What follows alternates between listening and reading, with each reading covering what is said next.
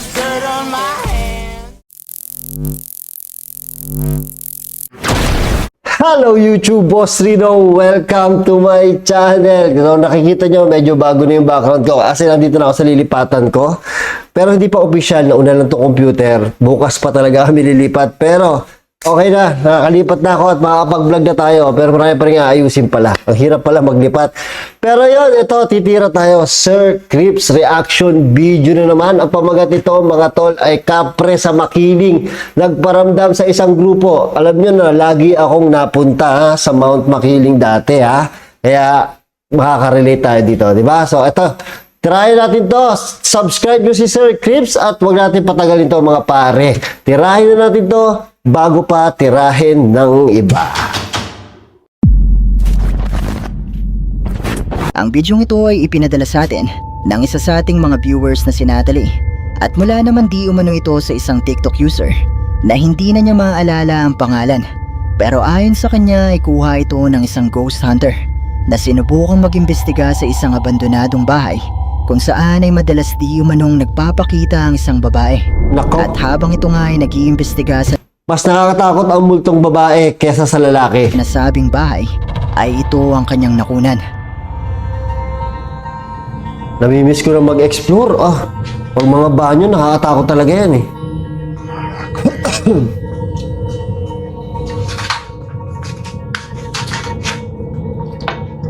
Oy. Ako, pag ako nag-explore, hindi ako mahilig maghahawak ng mga bagay. Medyo delikado yung mga ganun eh. Yung mga maghahawakan ng mga bagay-bagay sa abandon. Noy!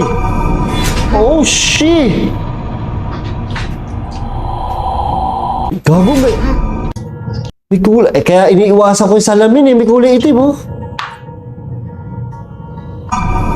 Boom. Oh, nawala. Ang bilis ah. Pagkakita niya, pinaling niya kagad yung camera. Oh, wala. Pagbalik, wala. Patay ka dyan, tol. Lumabas ka na dyan.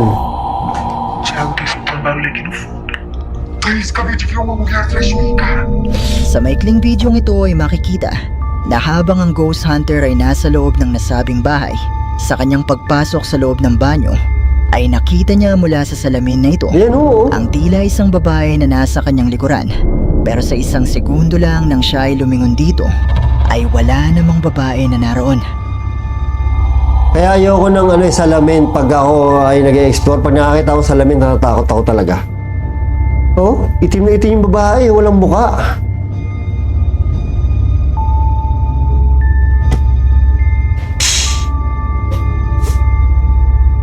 Ayon sa ating sender ay naniniwala ang uploader na posibleng isang multo ang nakunan ng ghost hunter mula sa refleksyon sa salaming ito.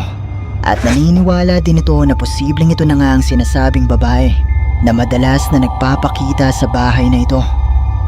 Pero kayo, ano sa tingin nyo ang isang ito? Black Lady, no? Yee. Ano mas nakakatakot sa tingin nyo? Comment nyo sa baba. White Lady o Black Lady?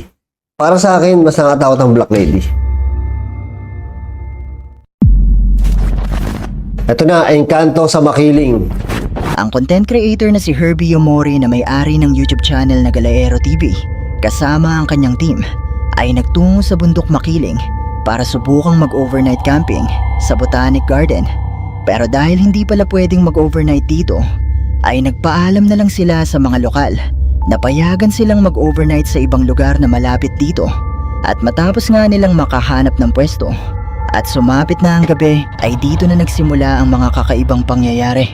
Legit yun. Lahat kami nakarinig. Sabi po kung sakaling man na-insulto kayo sa pinag-usapan namin. Ano yan? Parang alam ko tong lugar na to ah.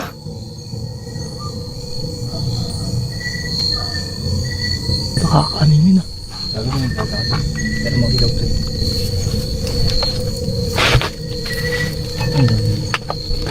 Tingin ka sa paligid ah. Salita kasi ulit eh. Gagawin namin. Ayun talaga. Kung saan... Budget na yun eh. Kasi yun naman sinabi namin pag may nagsalita pa ulit. Kasi yun na yung parang cue namin na pag may nagsalita ulit, narinig kami nagsalita, bababa na kami. Bali, ang gagawin doon na lang kami mag-chill sa tabi ng sasakyan. Magsiset up kami doon. Marami silang marami silang maririnig na mga iba't iba. Meron pa dyan parang sumisigaw ng malakas. Parang babaeng sumisigaw ng malakas. Pag yun yung narinig nila, takbuhan na yan. Ng lamesa.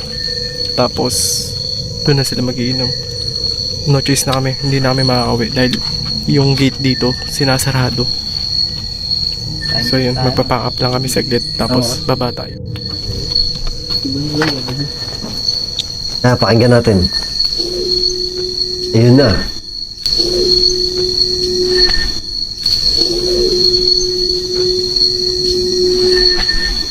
Ano yun? Parang monster. Itong tao ba yun? Pre, iba na yun. Tara na. Tao ba yun? Gagawin. Ay, nasa liblib silang lugar, oh. Ang lakas ng flashlight nila.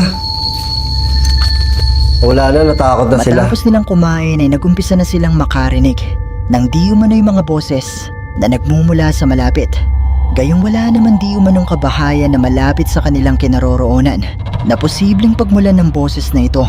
At nang muli nga nila itong marinig, ay dito na sila nagdesisyon na bumaba at magtungo sa bahay ng isa sa mga lokal Tama lang yun, no? Pag may narinig, gano'n, kahit ako, bababa talaga ako, eh. na nagbigay ng permiso sa kanila. Pero habang sila nga ay narito, ay merong nangyari na talaga namang mas nakapangingilabot. Hindi ko sabi, pero parang kakaiba na dun. Parang ano? Parang ano tayo? Parang... May bahay ba dun tayo? Ha? May bahay doon? Wala. Ah, si tatay to, yung nagsama sa amin. Papunta sa Makiling din, si tatay din. Hindi siya may taas tayo.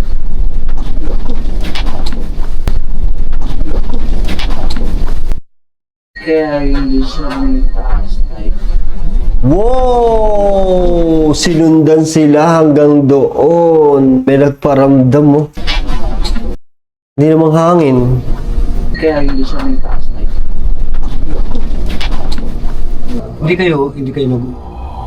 Hindi kami dito. Hindi. Hindi, meron talaga, pre. Meron talaga. Grabe. May nagpaparamdam talaga dun, tay. Sundan kayo. So, ito yung sa baba ng pook ni Maria Makiling. Andyan yung mga lokal sa baba ng pook ni Maria Makiling. Tapos pumasok kami sa loob na loob talaga ni Maria Makiling. Hindi sila umabot dun sa pinaka pinwestuhan ko dati. Dito lang sila sa bandang Bukana. Pero kung doon sila pumwesto sa pinagmukbang ko, nako po, sa atakot doon, hindi sila tatagal doon. Medya! Wala po kami. Wala naman itong balak na masama. Gago. Sundan kayo ah. Sundan niyo tayo. Si tatay. Sundan kayo ah. Ito lang yung bahay ni tatay, yung ano niyo. Oo. Oo. Ramdaman ko eh. Ito ka marulo. Ay, si tatay, naramdaman din ni tatay. Pag si tatay nakaramdam, sure yan. Pasensya na ako. Pasensya. Pasensya na po. Habang sila ay nag-uusap ay bigla na lang nayanig ang Ayan, kanilang paligid na mapapansing nagpagalaw din sa galon ng tubig na ito. At maging ang kausap nilang lokal ay kinilabutan sa nangyaring ito. Hindi pa ba ano? Hindi pa ba na ganun? Ito. Gago, hindi ako nakahawak. Lahat tayo nakaramdam eh. Hindi ako nakahawak. Alog yung lupa. Alog yung lupa. Tsaka pati dito. Hindi ako nakahawak dito. Ang tigas-tigas na Ano yung mama yun?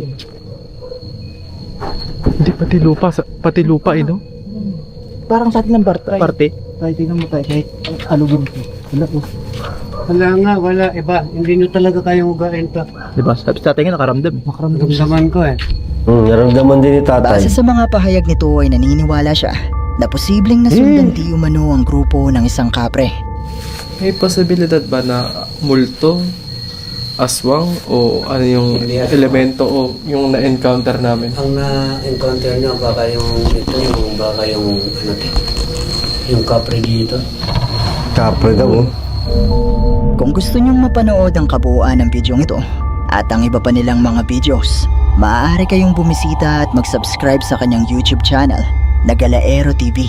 Subscribe nyo ang Galaero TV. Magaling sila mag-vlog din, oh. Tsaka maganda yan, medyo mga takot sila, eh. Mas masarap panoorin pag mga takot. Kagaya ko.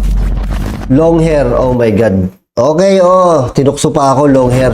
Ang bidyong ito ay mula kay TikTok user Maria Rodriguez at kuha ito isang gabi habang siya ay patungo sa loob ng isang public restroom nang may mapansin siyang kakaiba na nagawa niyang makunan sa bidyong ito.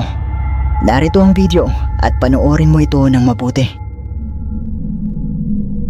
Nako, CR. Nay!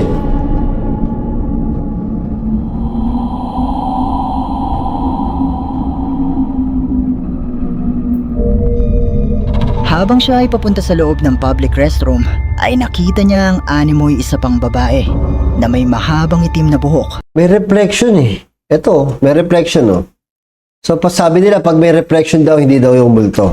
Ang aswang ba may reflection? Na tila ba nakasilip sa kanya mula sa loob ng isa sa mga cubicle.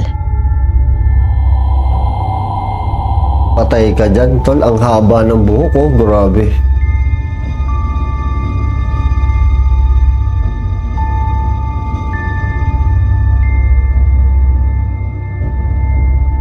Bagamat marami ang naniniwala na posibleng ito ay isang multo, ay marami din naman ang nagsasabi na posibleng isa lang din itong tao na sinusubukang takutin si Maria.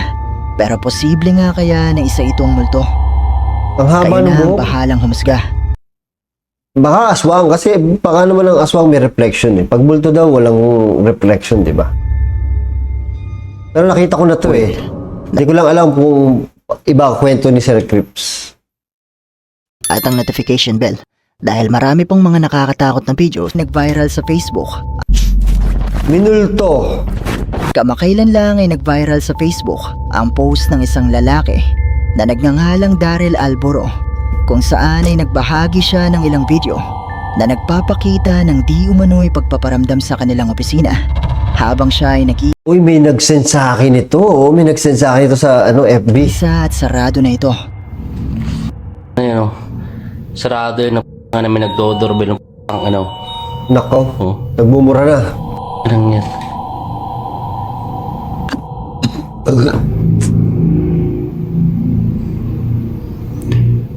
Sarado yun, no? Ano, sino kayo nagdo-doorbell dyan na ano? Tangina, natatakot ako. Pag isa pa naman ako dito, laki-laki ng bahay.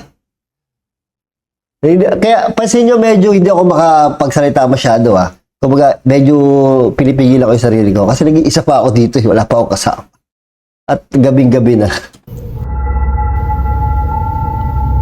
Mula sa mga bidyong ito ay maririnig ang pagtunog ng doorbell na tila ba may pumipindot dito. Ibinahagi din niya ang isang video na nagpapakita na nasa loob Oh. ng roll-up door ang doorbell. Oo nga. Kung kaya naman walang ibang makakapindot dito, kundi ang mga nasa loob ng opisina. Pero tandaan Ay, na oo nga. nag-iisa lamang siya nung mga sandaling ito. Kagi, nasa loob yung yung doorbell. Kala ko naman nasa labas, may nagtitrip lang. Wala, nasa loob pala. Patay ka. Nako, uwi na, tol. Ay, gagalaw. Gumalaw yung upuan.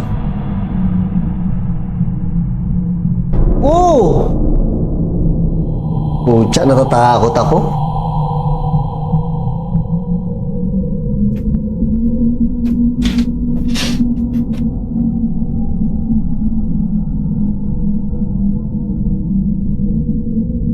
Walang tali yan, mga tol. Ba, ako tatakbo na ako dyan.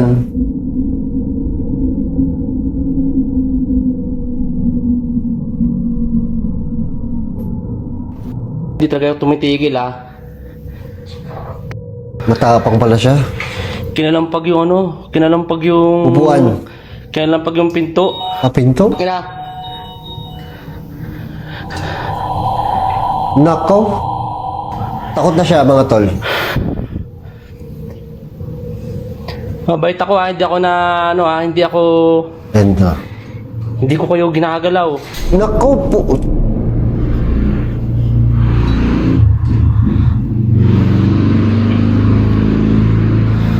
Nang yan.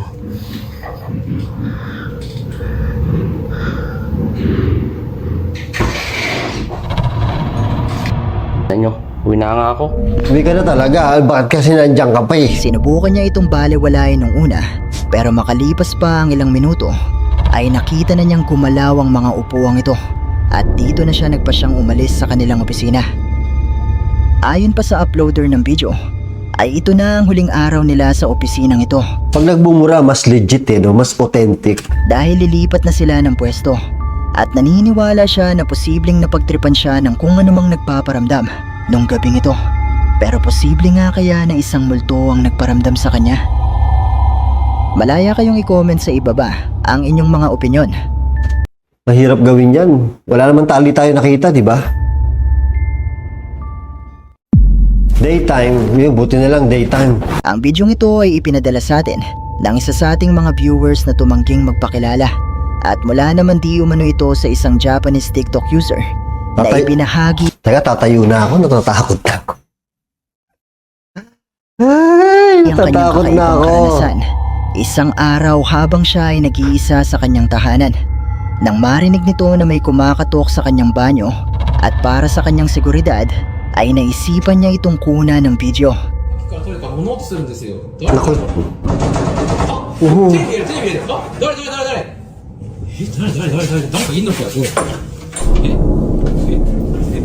Uy, walang tao.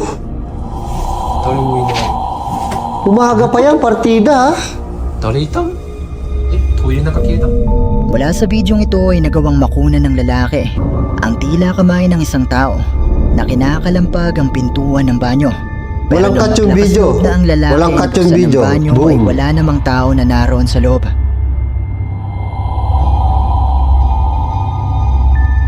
Iba talaga sa Japan. Iba talaga pag Japan.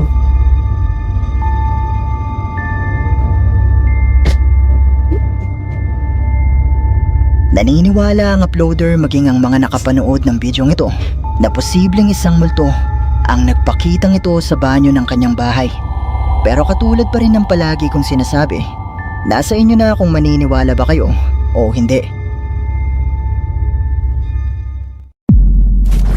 Abandon yan. Gusto kaya mga abandon. Ang Japanese ghost hunter na si Go na may-ari ng YouTube channel na Ghost Solo Pag abandon Japanese, sigurado yan. May magpaparamdam yan. Kaya humanda kayo ha. Infiltration ay bumisita sa isang abandonadong lugar sa Japan na sinasabing puno ng mga pagpaparamdam at gusto niyang malaman kung totoo nga ba ang Oh mga my kwento God.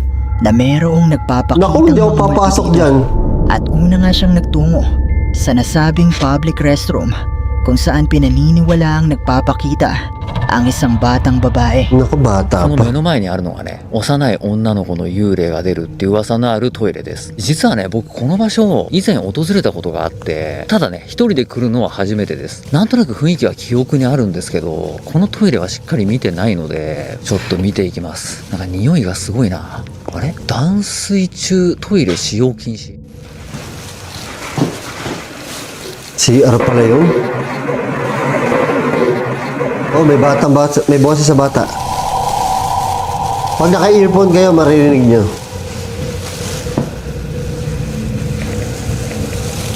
Dame da, これはちょっと汚れがすごいな。幽霊が出るっていうね、噂を聞いてるからっていうのもありますけど、だいぶやばそうな雰囲気のあるトイレですね。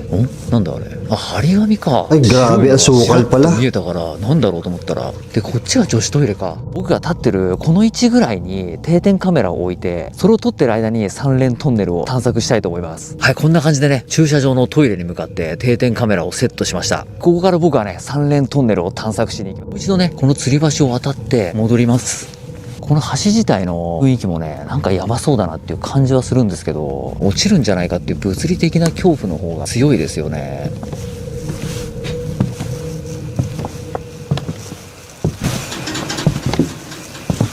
Muga yung tulay. Muga pa. Yan ang mahirap. Puta, baka nasa likod mo na, oh. Ay, creepy, oh. 音するなって思うんですけど、僕が歩くとね、やっぱ足が揺れて、それのきしんでる音なんだろうな、これ。ちょっと待って。 Ang mahirap dito, pag nasa gitna ka ng tulay, mamaya nasa likod mo, doon sa dulo, tapos sa harapan mo, nasa dulo din, tapos dalawa yung multo. Tatalong na lang ako dyan sa bangin. すんげえ揺れてんだけど、風でも今日風全然ないんだよな。急にすげえ揺れ出したんだけど、俺やばくないか？なんでこんな揺れてんのいきなり。僕がね、ちょっと動いたぐらいじゃそんなに揺れないんですけど、この音聞こえるかな？ちょっと映像じゃね、わかりづらいかもしれないんですけど、動いてないのに、すんごい揺れてるんですよ、足が。これやばいな。こういう暗いね、トンネルとかって結構コウモリいるイメージありますけど、唯一初めて。tunnel na. 今日。 Oh my God, na-tunnel yan. Diyos ko po. Patay ka dyan, tol. Ang tapang nito. Ay, kabilaan na nakakatakot dyan. Dulot-dulo. 音がね、響くようなトンネルだと、自分が歩いた足音がね、反響して、足音聞こえたみたいに勘違いすることがよくあるんです。たどり着けないんだよ。 Ang grabe yung tunnel. 特にトンネル Malinis yung tunnel, medyo malinis. Ang nakakatakot dito sa tunnel na to is sobrang liit. Tingnan niyo yung ulo niya, tsaka yung ceiling ng tunnel. Sobrang kipot lang.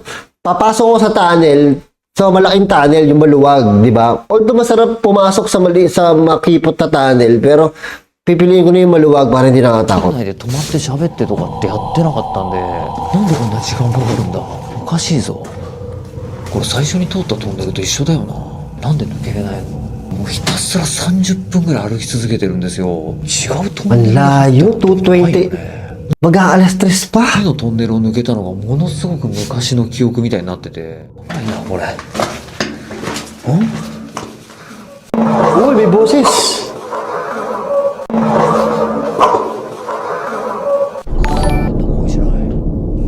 May boses, な oh. んだ今の音。壁に何かがぶつかるような音がしましたね。 Tunnel, tapos may boses na gano'n. Tatakbo na ako dyan. 高い子供の声みたいな感じじゃなかった。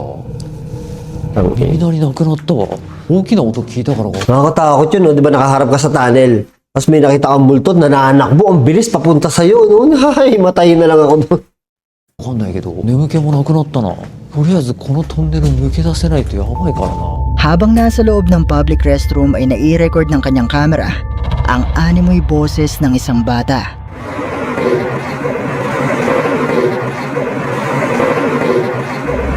Matapos nito ay pumasok siya sa loob ng tunnel at nai-record niya dito ang mga kakaibang tunog at boses na hindi niya alam kung saan nga ba nagmumula. Pero ang Iba tapang nito, hindi ko kaya yung pinasok niyang tunnel. mas kakaiba pa dito Sikip eh. ay ang nakuna ng iniwan niyang camera sa tapat ng public restroom. Night mode, naka-night mode mga tol.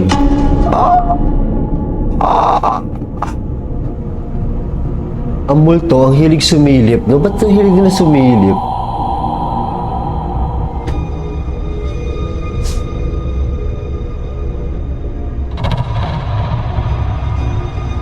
Weird, no? Hindi ko alam kung ulo ba yan o kamay. Mula sa video na ito nakuha sa iniwan niyang camera sa tapat ng public restroom ay makikita ang isang puting imahe na animoy bahagi ng katawan ng isang tao.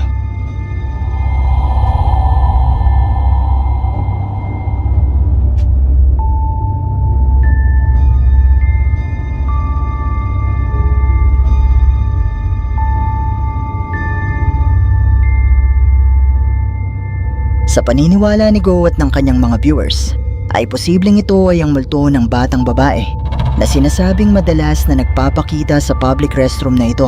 Pero hindi lang yan ang napansin ng ating sender dahil matapos ang investigasyon ni Go at habang siya ay nasa loob ng kanyang sasakyan sa parking lot ng lugar, ay tila may mukha di umano na nagpakita. Oh, siya, sa sasakyan. 入ってるんですけど、全くもって雰囲気はね、凝ってなかったです。残念ながらね、浮桟橋に関しては壊れちゃってて、立ち入り禁止に、ね、なってしまっていたので行けなかったんですけど、吊り橋と三連トンネルには行くことができました。吊り橋に関してはちょっとやばいなと思いましたね。僕が動いてないのに急に揺れ出したんで、やばいだろうって思う瞬間はありました。で、幼いね、女の子の幽霊の目撃情報がある。Hindi ko makita. Ay, 定点カメラを置いてみました。何か映ってるかどうかっていうのはね、家に帰ってから確認してみないとわからないので、またね、動画内にね、定点カメラの映像っていうものは加えて。 Ayon sa ating sender ay wala namang makikitang kahit na ano sa bintana nung magumpisa ang video ni Go.